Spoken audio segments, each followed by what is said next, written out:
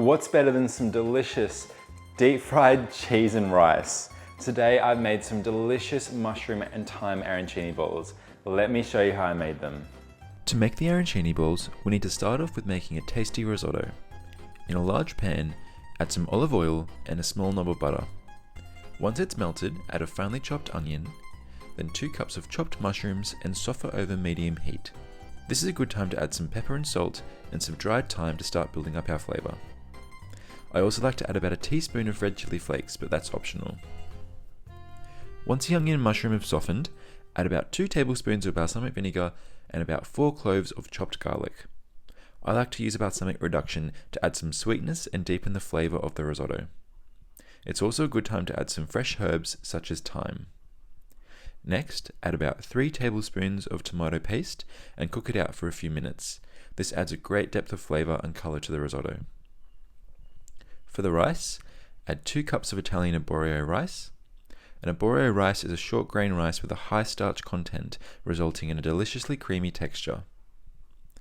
Mix the rice well with the mushroom and onion mixture before opening a bottle of white wine. Pouring yourself a glass and pouring about 2 into the pan. The wine adds great flavour to the dish and helps deglaze the pan, releasing all the delicious flavours we've been building. Once the wine has nearly been absorbed, it's time to start adding your stock. Now, many recipes will stipulate heating your stock, but I like to just add it straight from the room temperature container. Feel free to use vegetable or chicken stock here. I find this recipe requires about 5 to 6 litres of stock, but it depends on the absorption rate of the rice. The goal is to add small amounts of stock over and over again until the rice is cooked. Make sure to frequently stir the rice mixture to prevent it sticking to the bottom of the pan. We want a creamy texture without any brown bits on the bottom. Now, repeat this process over and over and over again while sipping on your wine and listening to some good music until your rice is al dente. Once it's cooked, add about a cup of freshly grated parmesan to the pan. This makes it extra creamy and taste amazing. And that's it, we've made our mushroom risotto. So we are all done the risotto. That, unfortunately, is the easier part, at least in my opinion. So it's all cooled down. I've just let this sit for about 15 minutes, just so it's a bit cooler. And now for the cheese, the mozzarella section, I like to add in some shredded cheese. So when I used to make these, I used to make little bowls and put a little sliced bits of mozzarella inside, but honestly, it takes so much longer. It's harder to make, and I find it's actually better to have the mixture or the cheese spread throughout the arancini ball. So I like to just grab some pre-shredded mozzarella cheese or whatever cheese you would like, and I just dump it straight in and give it a good mix around. And so there are in fact 2 reasons why we actually let this cool down a little bit first.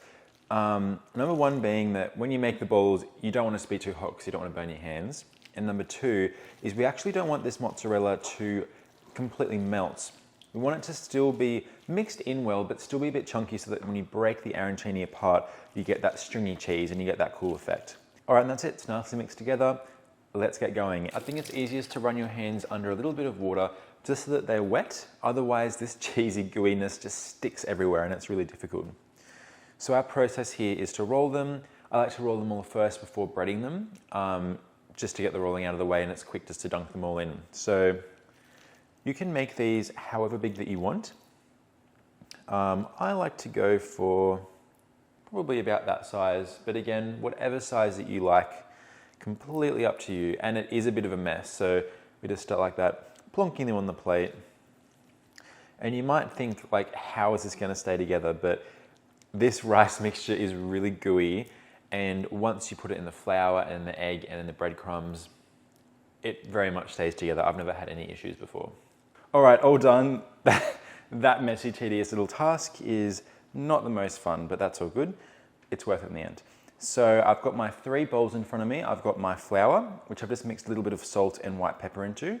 I've got some eggs that I've beaten up, and of course my panko breadcrumbs. Now, these panko breadcrumbs have some salt, some pepper, and a nice little amount of Parmesan cheese. Now, the Parmesan cheese is going to add a delicious flavor to this, and it'll be really good. So, flour, egg mixture, breadcrumbs. And I'm just going to go through, pop them in here. Good trick is to have a wet hand and a dry hand, that you pop in the flour into the mixture, dump it in here, and then mix the breadcrumbs with the dry hand. Otherwise, your fingers, they still will get messy, but just trust me, you'll probably have to wash them again, and it's gonna be, but as I said, it's worth it.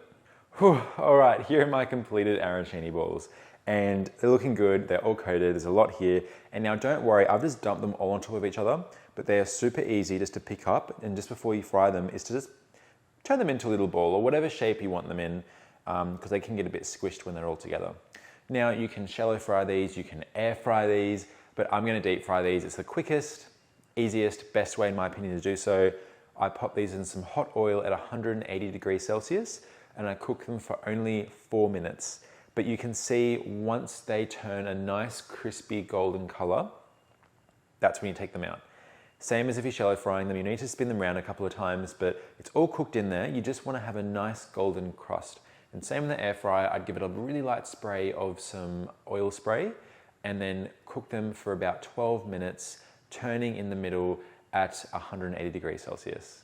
So I'm gonna head down to my fryer and let's get frying these. Depending on the size of my arancini balls, I like to fry about 4 to 6 at a time.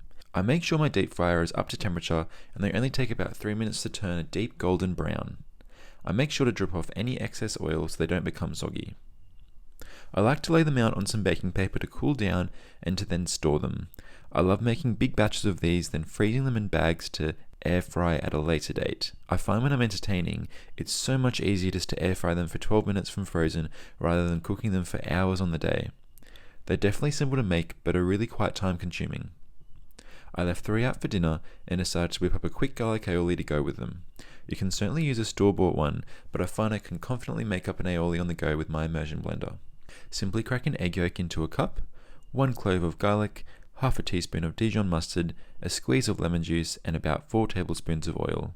Blend with the immersion blender and you have a delicious emulsion, which basically is just all an aioli is. Another tasty way to serve this would be with a simple homemade tomato sauce.